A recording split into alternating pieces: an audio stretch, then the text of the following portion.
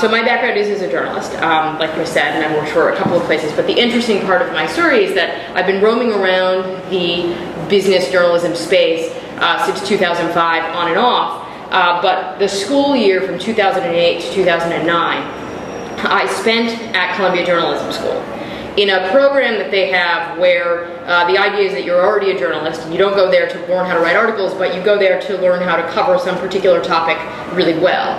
And you sort of study under somebody at the journalism school who used to cover that beat, and then go out to the relevant graduate schools at Columbia and actually learn something about that topic. So I was there doing a business journalism track and studying with people whose offices were sort of decorated with the Pulitzer Prizes from the various corporate scandals that they had broken. And you know, every day in class you would sit there and you would talk about sort of the mission of journalism and how you were going to bring all these powerful people to their feet, and talking about the ethics of doing that. And then at the same time, this is the school year from 2008 to 2009, and there were maybe 10 of us in the business track, and probably half of us at least were working some kind of job in the media to pay for being there. So we had this dual structure where we were in a newsroom and then at Columbia. And of course, 2.5 weeks into my taking this course, all of a sudden a business journalism course becomes extremely relevant because the world begins to fall apart.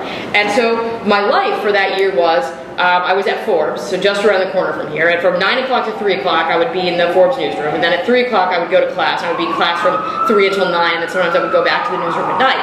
And the interesting thing about being there was that I was watching this group of journalists in the newsroom, people who had covered finance and economics for years, some of them had been doing it for decades, and the reality was that they didn't have a clue. And they were discovering that they didn't have a clue. And they were discovering that they didn't have a clue under the limelight, because for years they had been used to writing about business, writing about economics for the audience that reads Forbes, which is investors looking for advice, basically. And all of a sudden, Forbes.com was being visited by your average Joe. Forbes magazine was being picked up by your average Joe, who had suddenly figured out that their retirement plan was gone and they wanted to understand what was going on. So on top of the fact that these journalists, it turned out, didn't know what they were doing, they also didn't know how to communicate about business to the general public, because that's not what business journalism during their tenure, although there was a time when it did, had done. And their usual sort of MO of getting information was to go to people inside the financial industry or inside the regulatory bodies and say, okay, explain why you're doing what you're doing, and I'll fact check it against somebody at the other bank, and then basically I'll publish that information for investors. And that didn't really work, because the people in the financial industry were discovering that they actually had been wrong. The people in the regulatory bodies were discovering that they had been wrong. So there was no place for them to go for information.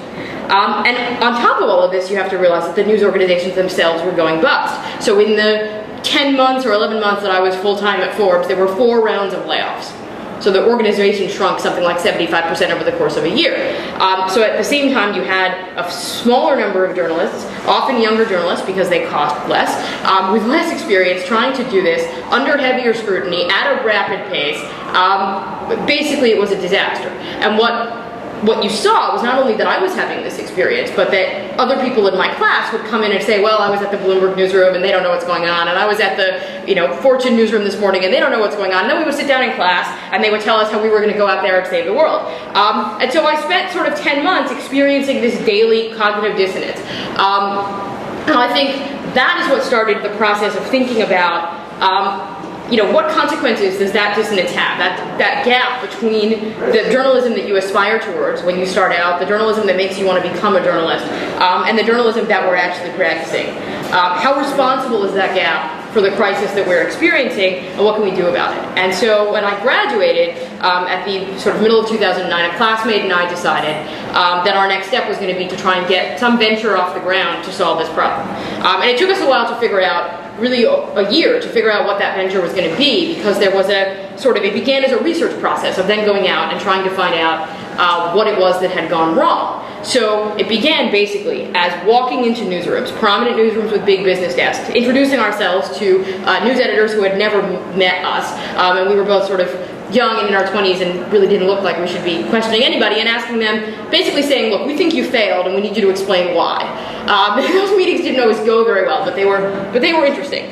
and then taking the responses that you got from those editors and going to research bodies, the Newspaper Association of America, the Pew Center for Excellence in Journalism, the Reuters Institute at Oxford, people who collect data about what is happening in staffing, people who collect data about what types of stories are being produced at what rate over, aggregate over many years, and trying to sort of flesh out the answers that we got from these various journalists with data to back it up and build some picture of what had gone wrong. And as we sort of identify problems, the different planks of what our organization does, which I'll try and sort of introduce throughout this talk, developed in response to a particular one of those problems. So I guess what I'm going to do is talk through some of the problems, some of our solutions, and also try and highlight things that I think beyond the press in terms of kind of civic activism we could be doing to address some of those problems. And then I really want to open it out. But the first one, and maybe the most obvious one and the most journalistic one, is the one about the business model. And I think the thing about business journalism that is unique in journalism is that every journalist has advertisers, but business journalists write about their advertisers. And that's the only place where that's true. So that's always been there as a tension. And for many, many years, for most of the 20th century, you hid that tension because there was so much advertising. The subscription revenue is so robust and delivered most of a news organization's revenue, that if you basically burned one advertiser with a big investigation, you were not going to go out of business the next day. Now, what's happened over the last decade is that subscription revenue's gone. Advertising revenue now accounts for most of how journalistic organizations support themselves, and advertising revenue itself is shrinking. At the same time, we're moving online, right? So what's happening is actually there's more news you have to produce every day. You've got to produce sometimes 4 versions of the same story, right? For the paper, for the video, for the website. Sometimes there's a version with extra data for the mobile app, whatever it is. Sometimes it's just that you have to produce 5 stories on 5 topics in 8 hours, which is what you do if you're a wire reporter. So you're producing more content for fundamentally less money, and it's advertising money. So 2 things happen, right? The first thing is the amount of money any news outlet can spend on any given story, like the per story allocation, which is not something you calculate, but is something you feel, is less. So that's the first thing that I think nobody wants to talk about, but it's just true. And the second thing is the big advertisers, which are the banks, the energy companies, the auto companies, the military contractors, the telcos, and the big internet companies, the sort of Googles of the world, suddenly have increased power over the reporters who cover them, because if all of the shell advertising from your television station disappeared tomorrow, you would notice.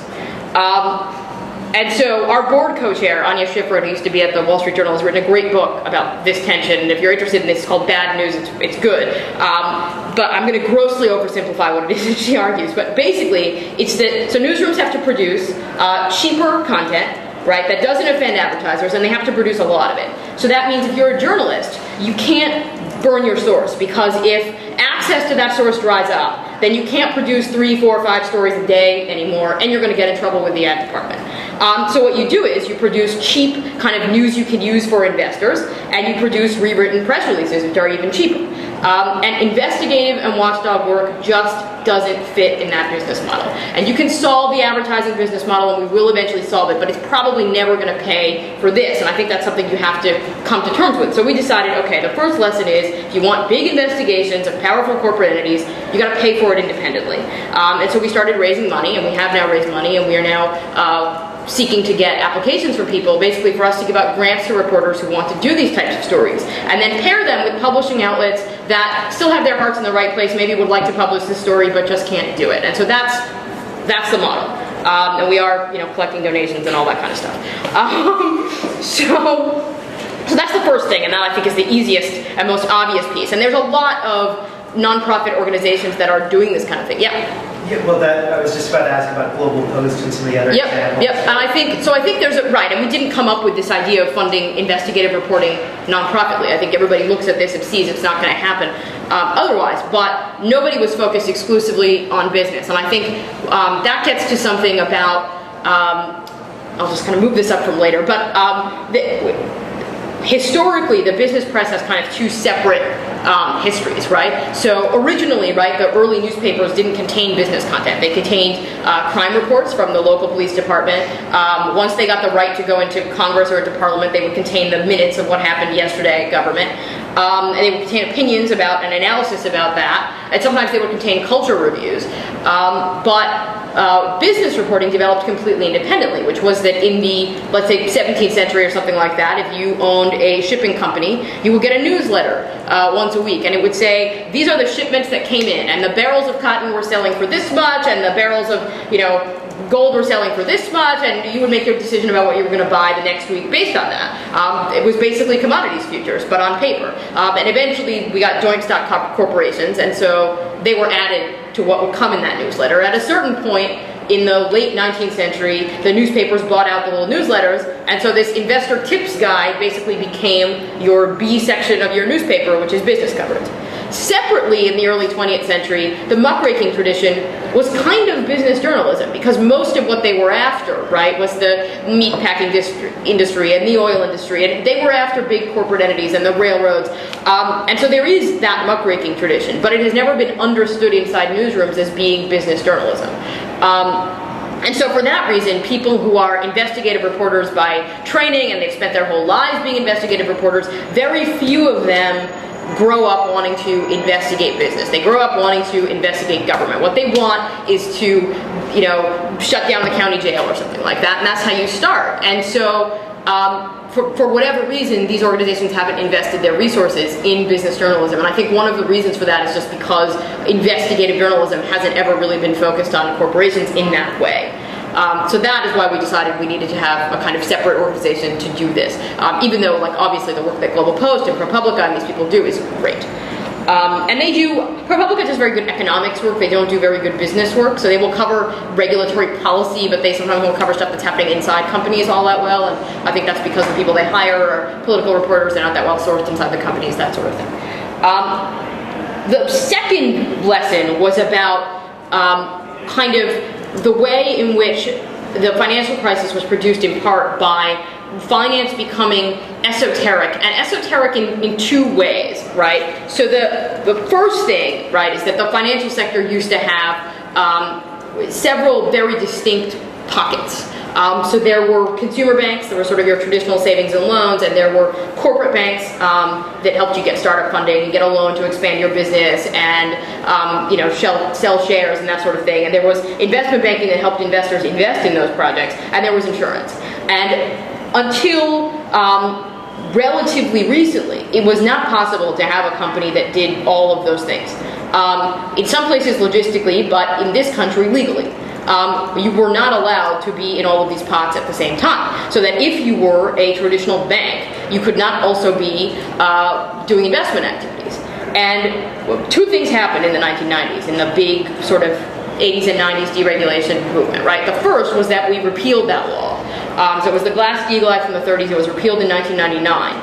And it permitted you to conflate all these organizations. So there was this big merger boom in finance in the early 2000s, where all of these companies sort of smushed together, so that Goldman Sachs basically became a bank, even though it had traditionally just been an investment outfit. The second thing that happened was that all of these firms decided that having done that, they should go public, and they should become publicly traded companies, where historically the investment part of finance had always been private partnerships. And the thing about sort of publicly traded firms is that publicly traded firms have an incentive to prioritize revenue growth over profit growth, which is to say it's much more important to grow than it is to make more profit on every dollar of growth. So that incentive is sort of important in laying out what happened, right? So if you are an investor and you go to an investment bank for advice about what companies to buy shares in or buy bonds from, they might also be the bank advising that company on how to get investors, right? So there's a blatant tension there. And the only way that they can make it work without anybody noticing that there's a tension is for them to sell you whatever it is cheap and then grow the market so much that everybody's happy afterwards. So what they do is they take their own money from the depositors, because they're banks now, and use it basically to buy up shares in whatever asset it is that they're selling you. So then the whole thing inflates. And that is called proprietary trading. It is neither investment banking nor corporate banking. It's not really banking at all. But at the peak of the boom, it represented 75 to 80% of the revenues at Goldman Sachs, at Morgan Stanley, at the big banks. So in other words, these places were banks. They were regulated as banks. They had FDIC backing, so that we had to bail them out because they were banks. But 75 to 80% of what they were doing was not banking. And then the incentive to do that was, one, that they had this conflict of interest, they didn't want to screw either side, but the other was that, of course, they have shareholders now, and so they just have to grow, right? Everything they do has to get bigger faster.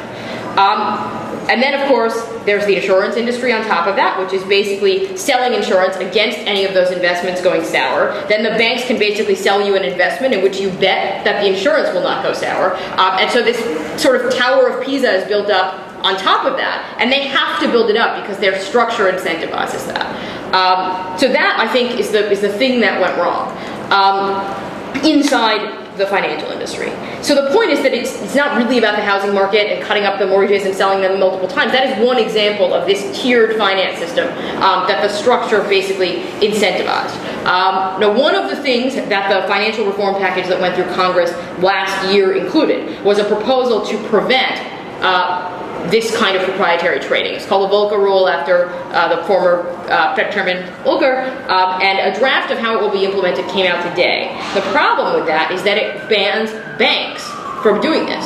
Now what happens is they could all just decide they're not banks anymore, reincorporate as proprietary trading firms, and continue to do all of this activity, so that the investment atmosphere would still be exactly the same, right? We wouldn't have to bail them out again, but it wouldn't solve this problem in the way that they're behaving. So that, I think, is something we have to think about from a regulatory perspective. But the reason it matters economically, right, is that the main reason it matters economically, right, is that as this is happening, so as the incentive becomes to focus on the upper levels of this Tower of Pisa that are not really in the interest of either your investment clients or your corporate clients, it is possible for the banks to become more profitable, even while American business broadly doesn't. And if American business is not doing better, in other words, if these corporate clients are not doing better, if the investors are not doing any better, then these companies are not creating any jobs. So the way you get to Wall Street taking off while Main Street doesn't is not really about corporate America versus the rest of America, but it's about this gap between the financial sector and the whole rest of the economy. And so if you talk to people who are like bankers who retired from finance in the 90s before these changes took place, they will talk about sort of the way in which banks operated pre-1990 as being sort of a service industry that served other companies. And they don't have that relationship with business anymore. And I think that's a problem that we sort of have to think about, because that's where the inequality gap really comes from, is that you can get rich banking while and so you could see the banks grow, and you could see the markets grow, and you could see GDP grow without employment growth or income growth. And that bubble and that gap is very dangerous, because that's how you set yourself up for a second crash. And that, I think, is what we're seeing now. So that's the first way in which it became esoteric and lifted off from the rest of the economy. But the other thing, and I think this is the harder thing to talk about, is that while this was happening, the financial sector was becoming, in a way, more democratic. Because investment banking used to mean, basically, the people who owned shares in companies were rich people who used to own a business. And they hired a private advisor to manage that, and maybe they knew something about business themselves. Now, because of big demographic shifts, most people in this room are not going to have a government pension when they retire that has a fixed dollar sum that you're guaranteed to get. That's probably not going to happen really ever again. And most of us are going to have some form of a market-managed retirement fund. And actually, most shareholding in big companies is run by these sort of private sector companies that manage collections of retirement funds for various companies. And so what that means is, actually, almost every person you pass on the street is an investor. Okay, they own a share, they own a bond, they own some kind of market asset, without probably knowing what they own. Because there's a whole industry of people that do that now, and even they don't really own what they're managing, because they aggregate and then manage. And then on top of that, there are the people who think they know a lot because they watch, sort of Jim Cramer on CNBC tell them that if you buy this thing tomorrow, you will get rich. But this is a huge problem, and what he is selling is a form of financial democracy, right? You can be me tomorrow if you watch my show for 1 hour and you learn these 3 statistics that I teach you.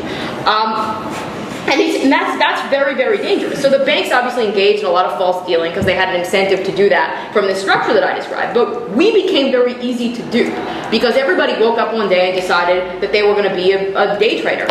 And we haven't really figured out how to democratize the knowledge about finance in the way that we have democratized access to the financial markets. And so this is where I think this whole picture is where we decided that this gap, right? So there's finance moving down to people who don't really know that much, and there's finance getting more complicated at the top. And so all of a sudden the industry is kind of stretching, right? And that enormous gap is where the problems are. So the first way that we're trying to close that gap is to do training inside the press, because we are a journalistic organization. So we're going to go into newsrooms and do sort of financial and economic literacy for reporters, and not just for business reporters, because I think one of the key pieces is that you will often end up covering these things even if you don't cover business. So if you are a Capitol Hill reporter and you are covering today's introduction of the draft of the Volcker Rule, and you don't actually know what proprietary trading is, then your story tomorrow will not make any sense.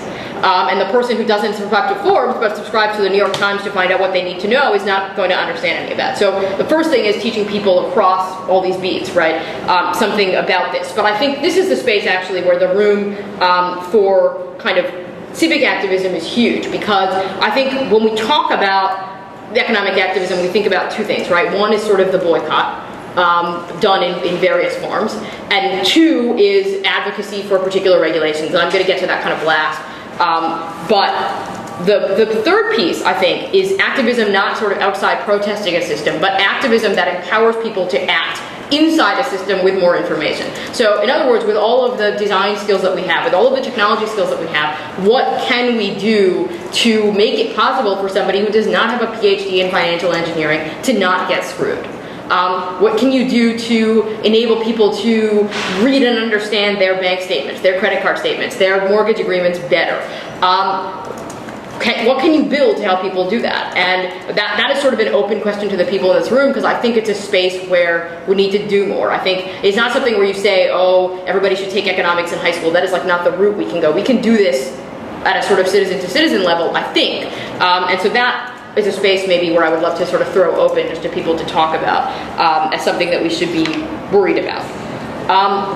And then I think the third sort of broad thing here, right, is regulatory stuff that has to be solved at a structural level, and what we can do about that. And that stuff is the most widely talked about, so I'm going to dwell the least on it. But the obvious things with respect to the financial sector, right, are this question about structure that I talked about before, and then two other things that are designed basically to disincentivize the finance for finance sake that you see in that Tower of Pisa structure, right? And the first is a tax on financial transactions, right, on just basically rapid movements of money, which is a feature of this kind of trading, in particular of currency transactions.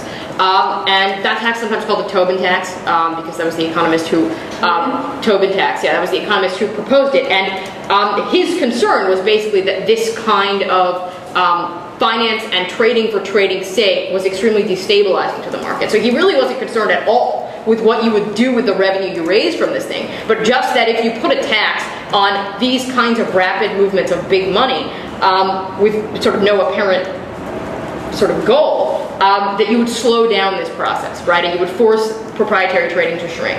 And I think that's something worth pursuing. And the reason that it doesn't get off the ground is because everybody gets very excited about what they're going to do with this money.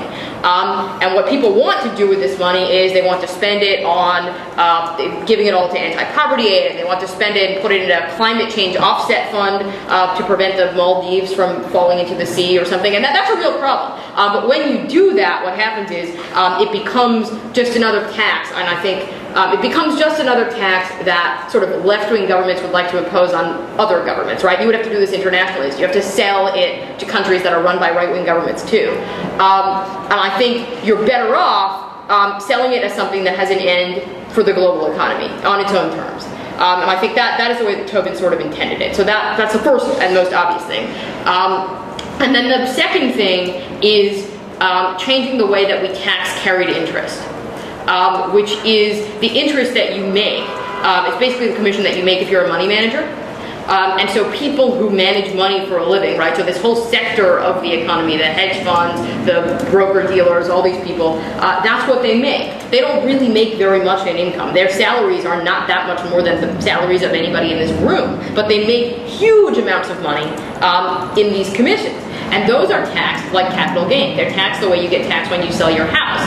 And the idea is not to punish people for selling their house, but what you've actually done is you put all these people who make a lot of money in what is their day job, in the lowest tax bracket instead of in the highest tax bracket. And so this is the thing that Warren Buffett keeps talking about, which is that you should take the people who make money like this in a day job, and you should treat that like it's income, and automatically you move them up to the highest bracket without actually raising the tax rate on the highest bracket, right? So you don't have to, although you probably should, repeal the Bush-era tax cuts. You don't have to do that to make this change, right? This is a smaller change, but it would solve this problem in the financial sector of taking the incentive away from finance practice for finance's sake, which I think is actually how we got. What are the numbers on that? Like, what if just moving? How many people would that affect? How much tax revenue is there? There are, and I can hold up on my laptop when I'm done if you want during the Q&A. I would love to. I have them. To not even think about raising taxes, but just to shift. To shifting, yeah. Well, right. I mean, you would be raising taxes, but you would do it without having to change the tax rate, which I think you have to think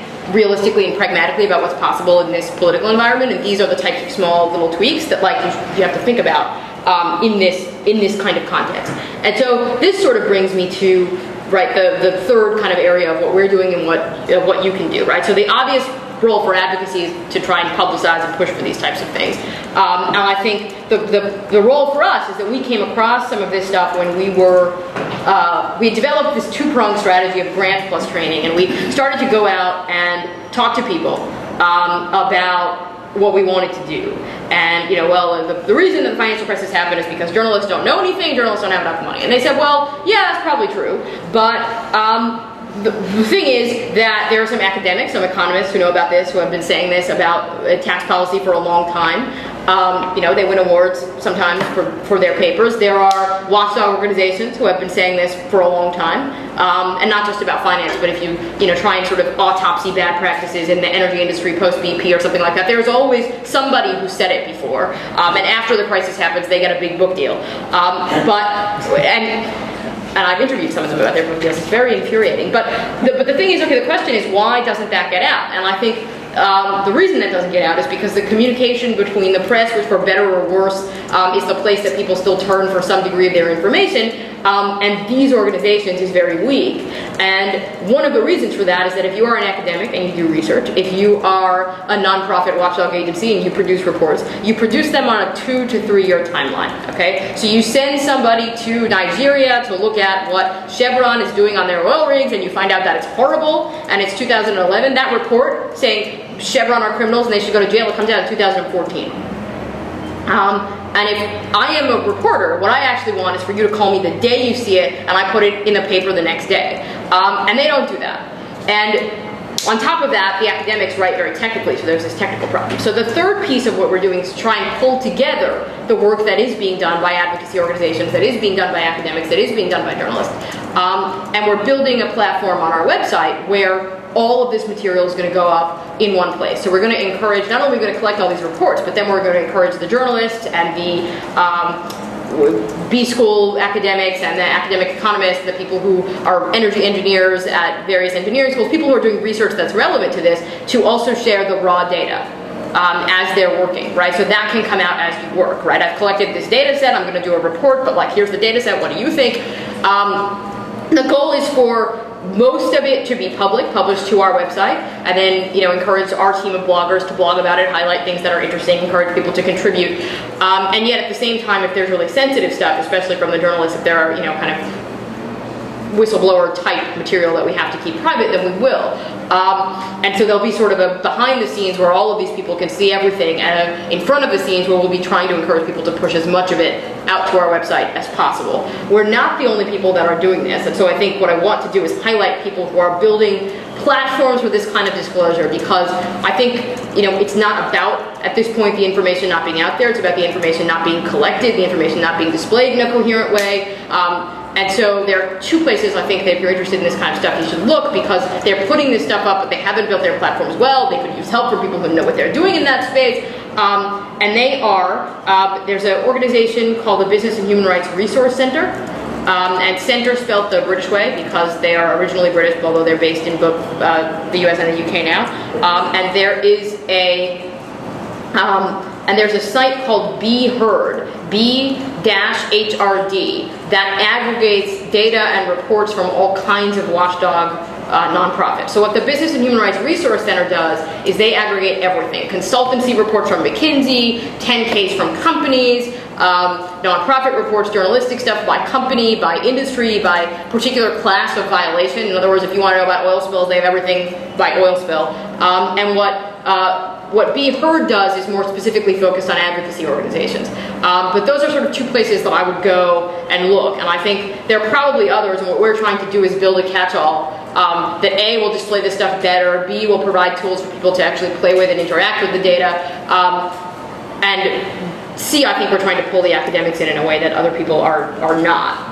But I think the space, again, where there's, I think, a lot of room is to try and think about how to do this kind of platform building for getting information, and in particular raw data, about companies and what they're doing out there. And I think if you connect that up with the training piece, in other words, also building tools that teach people how to interact with that information, then you've squared the circle. Because if you just put a lot of data out there, what happens is the people who go to it are the people who already sort of know something about the topic. Well, they know they're looking for something. They know for something, right. And what you want is for, if the whole point is to democratize information, then you have to actually build the tools to teach people how to use it.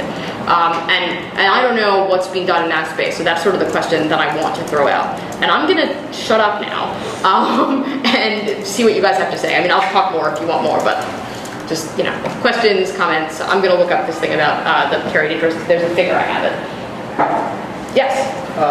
You may have touched upon this.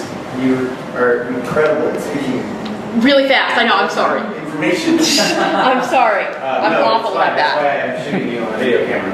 Okay. Okay. So I hope Slow it down to 30%. Yeah, I know. It's terrible. No, it's not at all. Thank you, because you're getting us a lot of information in a short amount of time. My question, and again, you might have hit upon this, is are you familiar with David Harvey's Brief History of Neoliberalism? Yes. I think he makes the argument in that book. It's been a while since I've read it, but that there's been moments in recent history where the speed in which large financial transactions have had really large impact on locations like Buenos Aires, the credit crisis there. Yep. And one of the reasons that was able to happen was because of the technology, the speed in which trades can happen, and algorithmic trading to some extent, and also the amount of money that is moved at a particular time when certain people with access to global information flows that I don't necessarily have access to make decisions and hit click, and literally you can change the world at a click of a mouse now. Yep. To what extent is your organization grappling with that? Like, is that a space? We aren't, but it's a space, right? Somebody should be grappling with it. I mean, the first thing is, if you're interested in, this is for everybody really, in understanding how this happened. It's a very problematic documentary, but it does have some interesting points on this. There's a guy named Adam Curtis, who, first of all, if you haven't watched his work, you actually should. He's a British documentarian, with a lefty bent, and a particular sort of desire to go out and, kind of retroactively re-kill Ayn Rand, but that seems to be the running theme of all of his work. But anyway, there is this documentary that he did this year called All Watched Over by Machines of Loving Grace. And what it is about is the relationship between technology and the financial sector and this is what he would blame Rand for, a culture of rampant individualism, and the way these three things basically got us into this mess. But there is a section of it that is really, really sharp about this thing, about just the way in which technology inherently increases the speed and the amount of damage that you can do in 1 second. And I don't know anybody who is really grappling with that problem. Can you slow that process down? What would you build to sort of artificially slow that process down? I don't know. Yeah, I mean, my concern is that, again, it paints this picture where a very privileged class, an elite class, has access to a world that the rest of us don't. Yep. And yet we're being sort of pitched to that makes us think that we have access to this world. So suddenly we have all these day traders that are trying to participate. Yeah. And yet And you have CNBC, which tells you that every day, and that is the whole mantra of CNBC, right? Is that like if you watch this for 24 hours out of 24, you could be king tomorrow, and you can't because you don't have this information. The part about the raw data from academics, I was just curious, like, part of the impact of those reports is that in many cases, well, not always intensely peer-reviewed, and that's why the findings are so impactful, albeit, late to the show. Is there any element of your site that kind of... Yeah, the idea being that they're sharing with one another, right? So if an economist at Columbia puts up a data set that he's working on, the people who are commenting on it, right, are other economists at other places and people who are financial journalists, and so it's a discussion network of people in the know, just kind of pooling their intelligence in front of us. Right, but so then there's that aspect of academics are often their only currency is their kind of awards and prowess, and if they're sharing their research before publishing it, you'd have to change the whole model of academic publishing in a way. I think so. I think that it depends in what field. So in particular, if you're looking at business,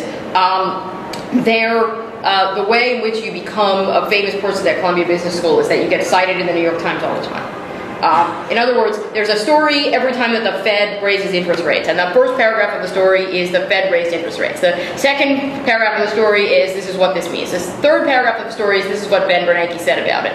The fourth paragraph of the story is this is what some investment manager said about it. The fifth paragraph of the story is Glenn Hubbard at Columbia Business School thinks whatever.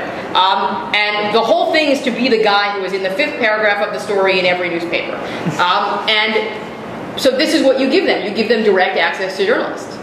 And that, in my experience of meeting literally with these academics and the ones who've signed up, and so Columbia's game to play, Oxford's game to play, Cambridge's game to play, working on Harvard Business School, I think is going to be the hardest sell. That's the incentive, right? That what they really want is notoriety, and what you give them is notoriety. To be totally blunt. Sure, yeah, much faster. I didn't know, I don't know, I'm thinking more like biologists. Right, no, I think that's true. I think that in something, which I would consider maybe a little bit purer as an academic pursuit, that's true. But I think in business and economics, the two big things, right? If you're an academic economist, the thing is to get tapped by the president to run his team of economic advisors. So either way, the whole thing is actually about pushing out of the academy. It's a very, very strange portion of the academy because it's not only not an ivory tower, but it's never aspired to be one, and so that's kind of why we can access them. It would be totally different if we were trying to do this for scientific data or anything like that, right? Yeah, There's just no way. And it seems to make sense because the business and economics are based on the now in a lot of ways, whereas solving a biological problem is something that's ongoing that if you then solve it in the future, you can make good on that. But if you can make more money now, that's the best, I guess, in a lot of ways of business school and economic school. Especially the people who were right about this stuff inside the academy, I think, were sort of frustrated that they couldn't get, their message out. And it's nice to get the book deal afterwards, and they're going to live really pretty for the rest of their lives. But I think some of them sort of wish that somebody had been listening to them in 2006 or 2007 when they were looking at this thing and saying that is ugly, it's going to be bad. And so, I think they sort of know that in the future they need to be able to communicate with these people more directly. And to speak human also, not to speak kind of technical economic ease. And if you put the raw data up there, I think that helps ground some discussion. So what's the hurdle? What's the gap for you right now?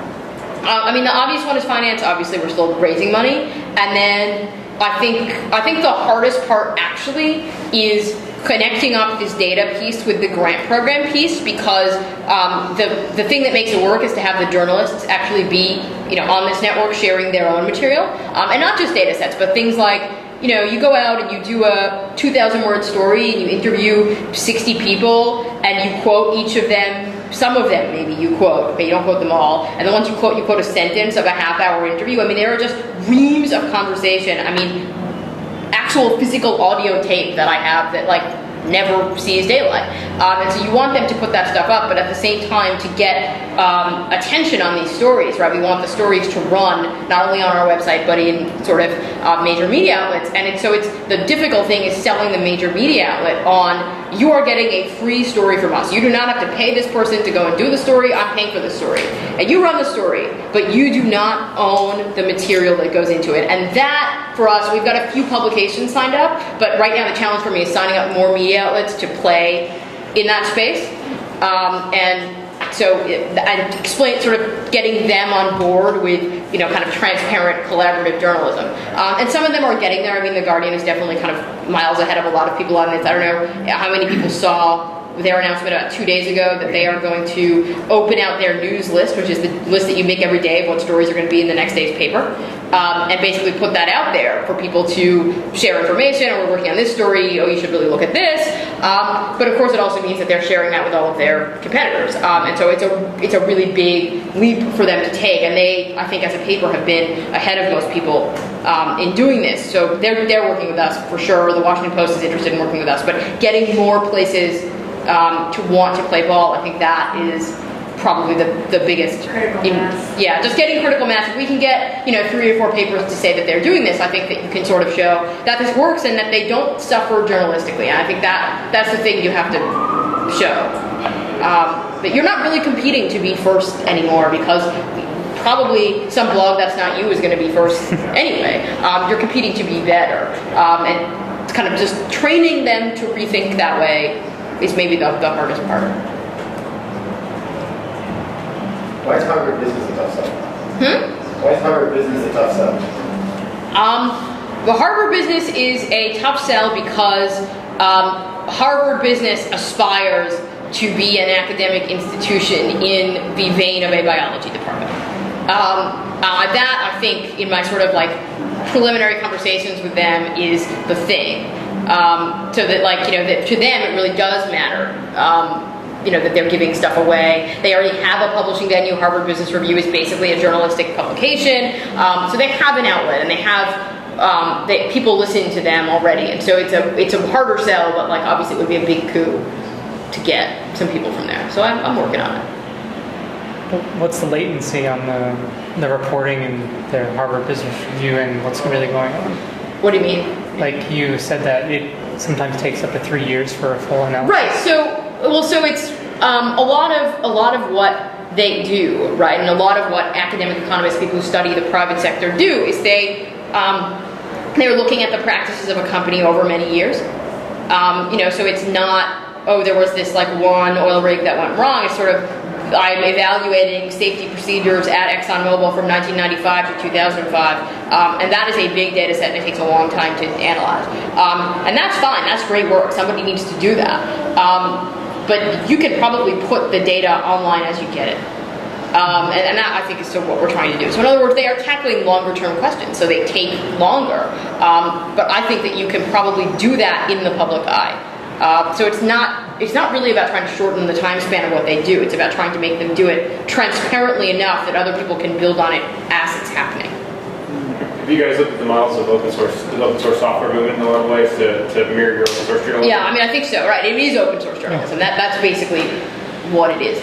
So yeah, in a lot of ways, I think that is where the philosophy comes from. And it goes without saying that everything that's on our website is going to be open source, obviously. So code will be on GitHub at some point when it's really a lot less. How would you monitor the quality of what's open source now? You mean in terms of who's contributing? So we invite people to contribute to this network, right? And then we probably will include people who are referred by people that we invite. So I'm starting out with the B schools. I've gone out to the watchdog organizations who do work that we've looked at and said this is good. And then I think, probably at some point you get to, I think I want it to be such that anybody can upload stuff, but we would want to have a way to mark that this is stuff we think is really good. In other words, you can curate without cutting stuff off, right? And you can moderate a homepage, that sort of thing. I mean, I don't actually want it to be a thing where we make it really difficult to submit information. Because then you're not really changing very much in terms of the model of how information is sort of produced. invited contributors, things like that. Looks like, we'll get Gawker videos, comments, angle, like how they do promoted comments, Mhm. you get rewarded and that kind of thing. Or a lot of other blogs. Oh yeah, the comment moderation is a whole But you could interesting apply space. that, Right. like, practice Mhm. to the Mhm. information you add to the site. Yeah, no, I think so, and I think once we start getting a lot of content up there, that we have to kind of develop a curation practice. But my gut is to say we would like to make it very, very low barrier to submitting information, higher barrier to being like enter pick of the day on the top of our website. Like I would rather do that than just make it really, really closed. Can you tell us your website again? Yeah, our website has basically nothing on it yet because I'm still building this thing, but you can go there. It's publicbusinessmedia.org, and if you want to reach me at some point, I'm Maha.Atal at publicbusinessmedia.org, and Maha Rafi Atal. That's my name. That's my Twitter handle. So you can just. I'm the only person with that name on Twitter, and that's the fastest way to reach me. Response time probably 50% of email response time. So if you really need me, just tweet. So you talked about trying to find solutions within the system in contrast to the Occupy Wall Street movement. Yeah, which I think is useful and important, but is not the only thing. Sure. So are you saying that business journalism is within the system? I think so. I mean, I think that business journalism is a like all of journalism. It is a system. It exists as a center of power. It's a third or fourth center of power, depending how you're defining your universe of institutions. But yeah, it's a locus of power. I don't think that you can define it as being anything else. That you hope exists as a check on other powerful institutions. But I think that you have missed something if you assume that it is not an institution in itself. Most U.S. newspapers used to have a labor desk, and almost none of them do. Have you seen any interesting organizations trying to do this for labor? No, but I think, we would consider that, first of all, as like stories we would fund. In other words, I'm looking at proposals, but I got a proposal about the labor movement in China. And, if the guy, I wrote back to him and said, you got to narrow it down to look at, focus the story on a few companies so that I have like a narrative here, but I would consider that to be a business story. And there was a time when business publications, for what it's worth, cover this stuff. So if you go back and look at like the early issues of Fortune magazine, right, and Fortune comes straight out of the Depression, they wrote a lot about the labor movement. And when I was there, I had a story I wanted to get off the ground that didn't get off the ground in part because of my fault, but also because they don't cover labor. It's like not part of covering business and economics anymore, and that's a problem. And I think that's something that you have to push for inside the business press. So we would love to fund stories that are about labor issues. And you do see it. I mean, the last big thing, and this again is sort of, it predates this decade-long collapse in journalism. The last really big thing was at the end of the 90s.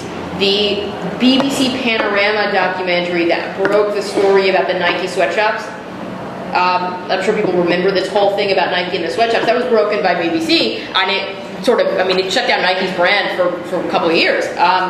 And so, it was a big deal. So they used to do this kind of story. I think, like most investigative journalism, it has slowly fallen away. It's certainly at Panorama, which is this documentary, sort of like 60 Minutes at the BBC, you probably could not get that approved for primetime television there now. Because even the BBC take ad dollars now, right? Because the government's cut their share of the funding, so they take ad dollars now. So they have the same problem as everybody else. But yeah, I would consider labor to be business journalism. So just to shift the tone a little bit, because we are looking at Yes. specifically the Occupy Wall Street movement. Cool. Have you taken a class trip?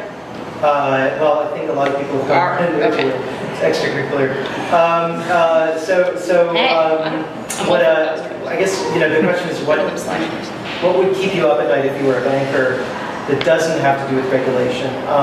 That maybe, if you could imagine, say, the toothiest journalism or the toothiest public interest work. Yeah. What kind of information would you hate to see leaked? What kind of information would I hate about to your see? internal operations would you hate to see revealed? And then how do we incentivize people to make that information public? To make that information public. Okay. So I think Like I think the thing that they really don't want seen, and it is starting to come out, and some of this is journalistic, and some of it is just a matter of taking the time, and anybody can do this. Is what they don't want you to see is how in bed they are with one another. So the really devastating stories are the, you know what? I don't know, probably both. I can guarantee you both. Probably both. And I encourage the use of ambiguous language like that. But anyone who submits a grant proposal with lots of sexual innuendo will get funded. That's a commitment I make right now. Anyway, so I mean, there was a story in American Banker, which is an interesting place to have this story. But if you want to read really great stuff about the financial sector, you should read a guy named Jeff Horowitz at American Banker, who is classic inside the system rabble-rouser. In other words, he's writing for the financial industry, but his stories are about all the things they don't want people to know. And you need to go and read his stuff. But he does stories about things like the banks, basically, who were issuing the mortgages, like taking kickbacks from the mortgage resellers, and so there was this whole kind of back scratching circle taking place. That is the kind of story that they really don't want, because that is the kind of story that will force the hand of regulators in terms of actually making splits between these segments. And what they really don't want is for you to cut them all back down into the little pockets that they were pre-1990. So those are the stories I think that terrify them. And you don't actually, that entire story was reported, Jeff's a friend of mine, that whole story was reported from public documents. In other words, they have to disclose what money they invest in each other. That's the data that you should go at. Because what you want to see is the way in which actually you don't, the problem we have is not a problem with, quote, free markets. We don't have free markets because they're not competing with one another. They're actually all sort of invested in one another. And if you can actually reveal how that web works, I think that you have done a lot. And that is all public documents. They have to disclose that stuff. Because they have to disclose who are their big shareholders. In other words, every company has to disclose what entities own the biggest shares in it, up to a certain point. And if you are a bank and you own shares in another bank, it's probably a sizable share, so it gets disclosed. And so if I was looking to sort of, actually go after public data and hack at it, that's what I would do. I would look at that stuff. Because it's a really big problem, and no journalist, I don't think, is going to get the whole thing. But a group of people automating it probably could. Any place to start scraping that data from? Financial statements. You go to the SEC, and they will start, by the way, they have committed that they are supposed to be starting to release financial statements in tabular form. Allegedly, that is happening in 2012. I don't believe that has started to happen yet, but that's supposed to happen in 2012. Stuff before then is all going to be PDFs you have to scrape, but which is fine. It's just extra work, but it's going to get easier. And that's a big, big thing when that happens next year. So I would start doing that. That's where I would look. So at least that's on the SEC website? Yeah, SEC.gov, and you can pull that up. So 10Qs are the quarterly ones, 10Ks are the annual ones. Most of this stuff is in the 10Ks. There's a lot of detail on every deal in a 10Q. There's more sort of granular detail, but there's a bigger picture in the 10K. Is there an SEC API? There is for some parts, yeah. But as and if you want a guide, if you aren't reading a blog called Footnoted, then you should be reading Footnoted. Michelle Lader is a just awesome person who basically combs the footnotes of financial statements, which is where you put the stuff that says, actually, that package of loans that we valued at this thing on page 50 is really worth 75% of what we said. And also, this thing that we wrote off as administrative expenses was my couch, and all of that kind of stuff. That's in the footnotes. And so she puts that stuff out. And not so much because she's doing that work, so you don't need to do it, but it's a good place to learn how to read a financial statement, and this is what she looks for, this is what these terms mean, and she's funny, so that's worth reading. And she's still pretty good, despite the fact that she got bought out by an investment advisory firm a couple of years ago, and she refuses to do what they want her to do, so she's still as snarky as she used to be, which I give her credit for. So that's worth reading if you're looking at financial statements. She's a smart person to start looking at. What about relationships to the administration or the government? Are there things that Yep. So then the other thing, right, is to look at their lobbyists, and they have to file those, So they have to like, look. They have to register people who are lobbyists. But the other thing is that and so you can look at that and try and look at who those people are, when they were getting paid by which administration. There was a Fortune cover story in 2009, fall sometime, about Google and the Obama administration that is a very good example of how to do this kind of thing. But one of the things that it revealed was that looking at who they've registered as a lobbyist is not enough, because they will register people who are really lobbyists as like other things, as consultants or public policy advisors or some other vague title, so that person can then actually be doing campaign fundraising for such and such person. And so there was a guy who had some overlapping gig between the Obama transition team, where he was their tech advisor, and Google, right? And there was this whole thing about this. And then there were the people who had left Google and went there, but there was somebody who was overlapping. Does that name ring a bell? That name's ring, but he was declared, I think, as a lobbyist. Okay. There was somebody below him who wasn't. I think he was declared. No, he was their chief tech advisor. But he was still having communications with Google. Yep. No, there was a whole, and that story is a fascinating thing, because the relationship there is really, really interesting. And the amount of money that like Google employees had given to the campaign was huge. So that kind of stuff is definitely worth looking at. What else? I'll think of other stuff I really wouldn't want if I were a banker. And we don't have to put all that on the web. Oh no, I just fine. I'm fine. I read an article the other day in the deal book section of the Times about the Commodity Futures Trading Commission. Yep. And it says that they've had a 74% lead over 57 cases from the year before, so 99 enforcement actions during the most recent year, and it's aimed at hedge funds and other trading firms suspected of manipulating commodity prices and orchestrating Ponzi schemes. Yep. Commodity prices obviously are really important to other parts of the world, especially. Yep. And I'm wondering, like, is this like a regulatory space that has suddenly seen some like positive action, or is I actually think I think overall we are better off now as the rest of us than I think we have gained on the banks a small amount since 2008. I mean, I think there are regulations; they're not as strong as I would want them to be, but things are happening. So no, that's a good thing. I mean, I think the thing about these is that it's all in the enforcement, right? It's all in how strictly it's enforced and what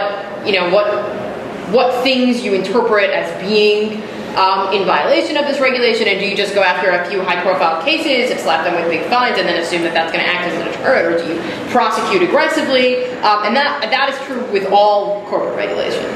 And so I think there, right, you have to actually put scrutiny on the regulators themselves about how strictly are you applying this. Because you can sort of see immediately after something gets passed, it gets very quickly watered down to its thinnest interpretation, because they don't actually want to sue all the companies all the time. At what point, this is just kind of a general question, at what point does it become an antitrust issue with share ownership between companies? An antitrust issue. I think it has to get right. I mean, it has to get to the point where you could prove that they're not trying to compete with each other. And what's really weird about it is it's more like, they are competing with each other, but they've previously agreed the terms of the competition, which is different from sort of not actually trying to poach market share from each other at all. And so I don't think that antitrust regulators would give that weight. I'm also not a lawyer. I'm not authorized to give anybody legal advice. You mentioned the growing gulf between the financial sector and corporations, and that, contrary to what we might expect, that corporations are kind of almost in the same seat as we are. Some, yeah. And this, what's their perspective on this situation and the destabilizing forces? I think that if you talk to people, especially who run businesses that make things, and I do this because I cover companies. There's a lot of frustration about sort of the way in which these people who built a business that doesn't really do anything, tanked this economy while I was just trying to make boxes of Cheerios. And so there's a frustration there, I think, with the way in which corporate America has basically been taken over by companies that were supposed to serve them but don't actually serve them anymore. At some point, right, it was true that the banks worked for General Motors, and that is just not true anymore. So, have you seen those business interests organizing or getting the message out? I mean, it seems like the Chamber of Commerce and the messages that we hear about job creation, small businesses. Right, the Chamber of Commerce is dominated by the banks, right? And so but people don't think of the Chamber of Commerce as that. Right, and I think that's a problem, right? So the question is how, and I don't think they are. I don't think they're trying to organize, but I don't think they think that way, right? But they should be, because I think they get screwed, and that's how we get screwed, right? If your problem is we 10% unemployment probably for the foreseeable future, and it's really 16% unemployment if you account for the people who stopped looking for work a long time ago, the only way you solve that is for there to be people who want to pay people to do work. I mean, you have to have employers, and I think they got screwed in this too, and I don't think they figured out how to organize to solve that. Because, corporate America is very heavily dominated by finance in a way that just should not be true.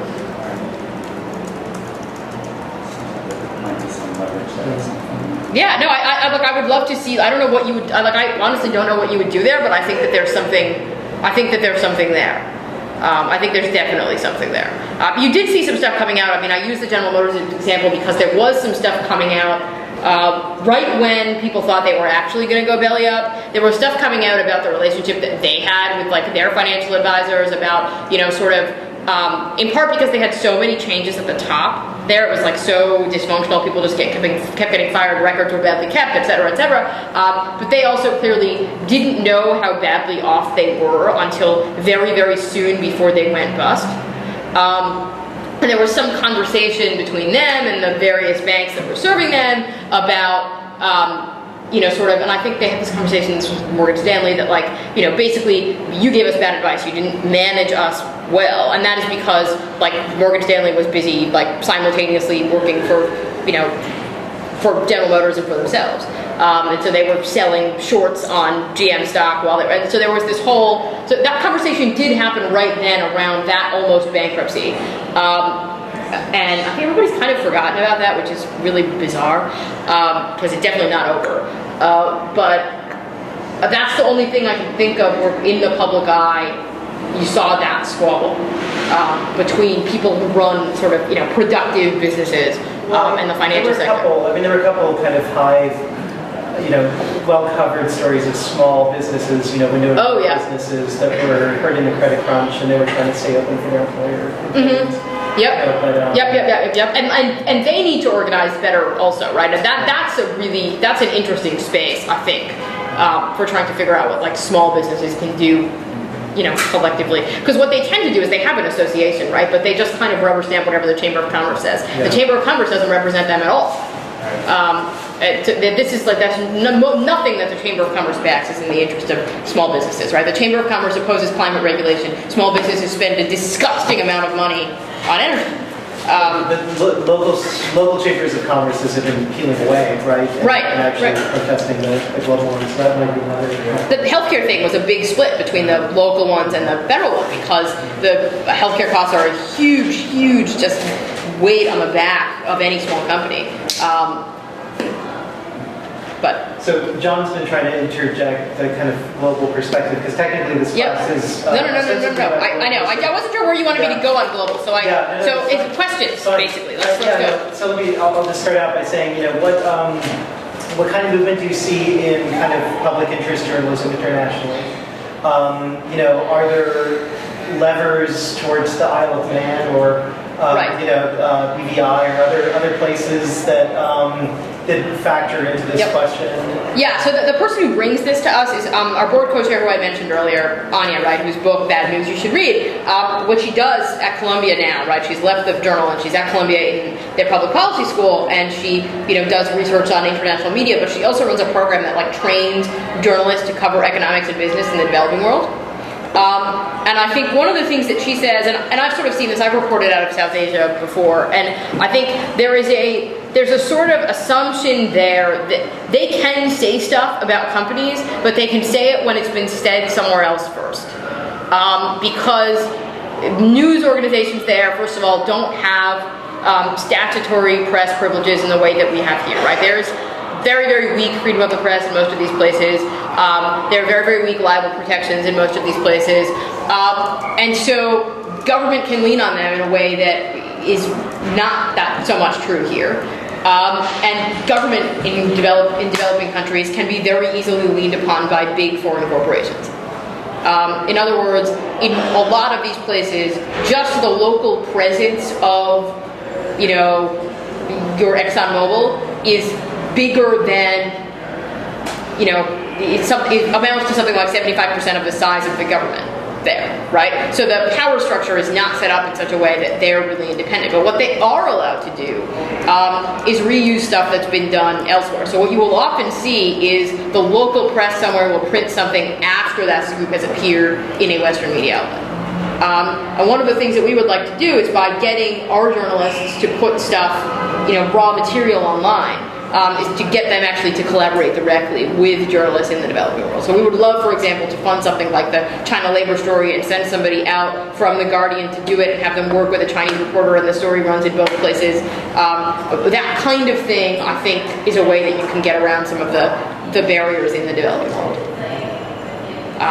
They don't have the same, like, inside the newsroom beholdenness to corporations, but they're beholden to government, and government is beholden to corporations. So that's the way the chain of command works.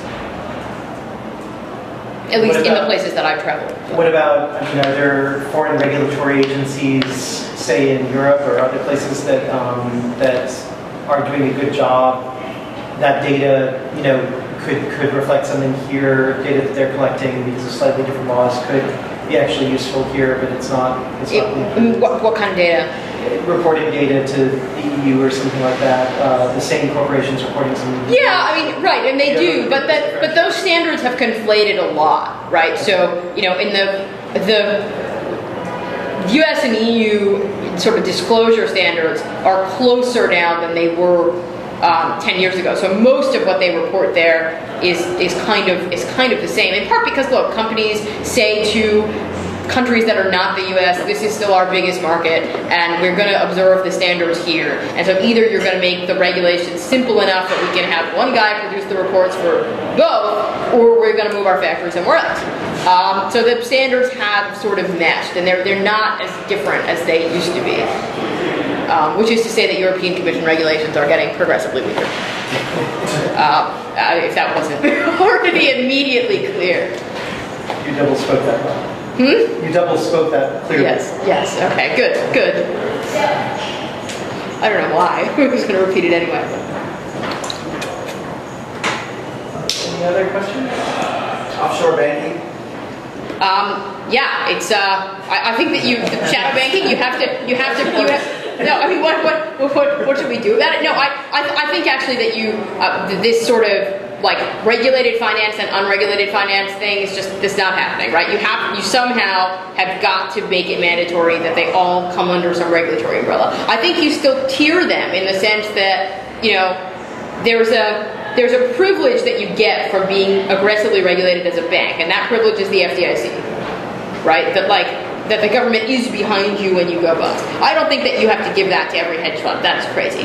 But I do think that they have to disclose what they're doing. So in other words, I would not slap the same regulations about what they can do on shadow banking, offshore banking, all of these organizations, but I would slap disclosure laws on all of them. But again, that's something you have to do globally, and I think there's a whole global collective action question here about how you do that. And you don't do it at the UN, and you don't do it at the IMF, you probably have to do it at the G20. And the question is, how do you get because if the G20 economies agree something, everybody else basically has to agree that. But that's the level at which it would have to happen, right? It is not enough for if a place that had a big problem with this, right? So if the Brits decided that they were going to mandate, disclosure of all of these offshore entities, and they were going to start taxing people who were bringing income home that way more aggressively, et cetera, they would. Huh? Well, hell would have frozen over, yes, because they don't really have anything in their economy except the financial sector, which is, thank you, Mrs. Thatcher. But in any case, they would see all these people leave, right? And so you can't do that as one government. There's basically no country that could get away with doing that by themselves. And so that is a global governance issue, and I have not actually figured out how you create enough pressure that that kind of thing can be agreed at scale. I mean, basically the only time I could think of in recent history where it's really worked is the G20 in January or February 2009, where I don't really know what Gordon Brown said behind doors, but basically they committed a huge amount of money to the IMF, and it was sort of the only thing that any global economic regulatory entity had decided to do collectively in a big way since sort of globalization really started to take off 30 years ago. And so it's the only time that I can think of, and so I don't really know how that happened, but more of that needs to happen, because things like offshore banking have to be brought, kind of under regulatory oversight. Wouldn't that, this is naive to say, but wouldn't that be a collective benefit to the G20 to be able to do this regulation, to be able to basically...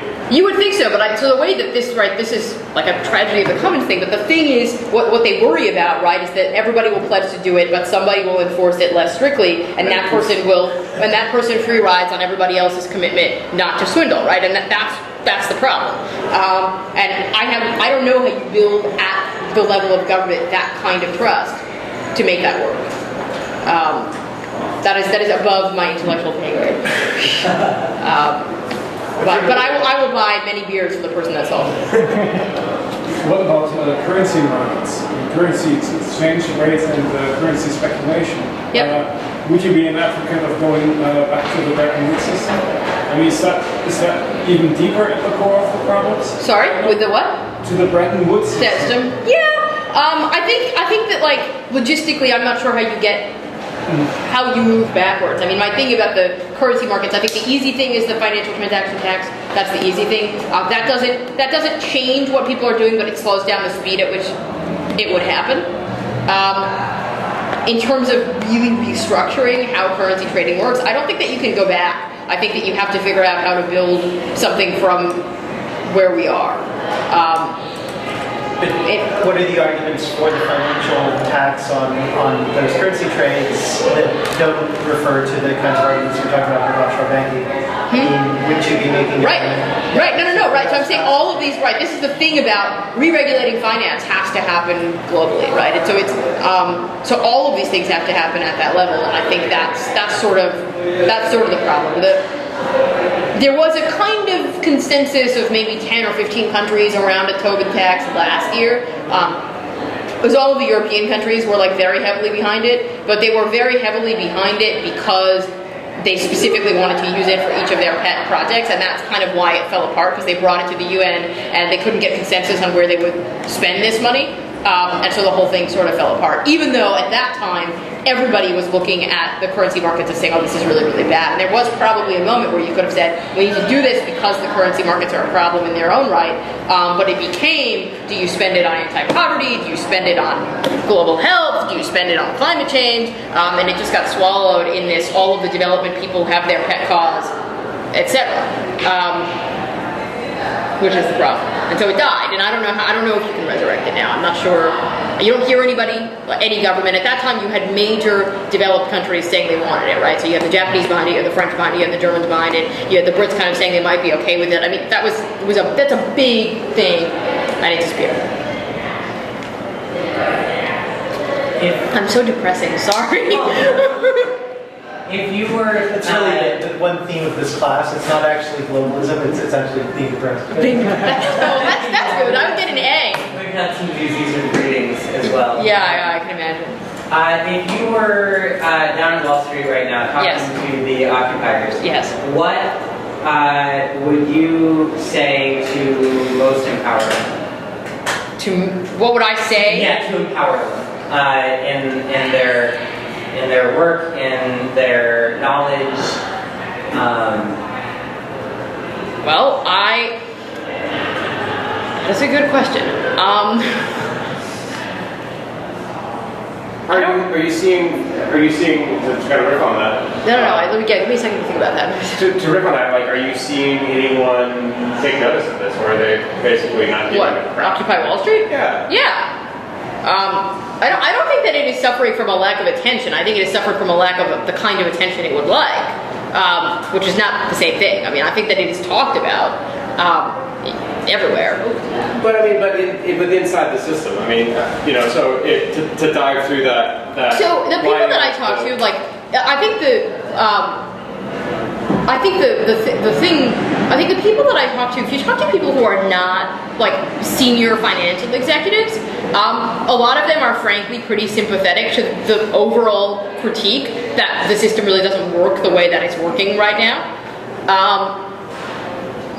I think that they're sort of, they would like to see, the argument narrowed and focused in some way, and that's the generic, I think, critique of Occupy Wall Street. And it'll take time, basically, to get there. I mean, I guess I am not convinced that, like, the detailed policy proposal is supposed to emerge from the protest. I'm not sure that that's how that is supposed to happen.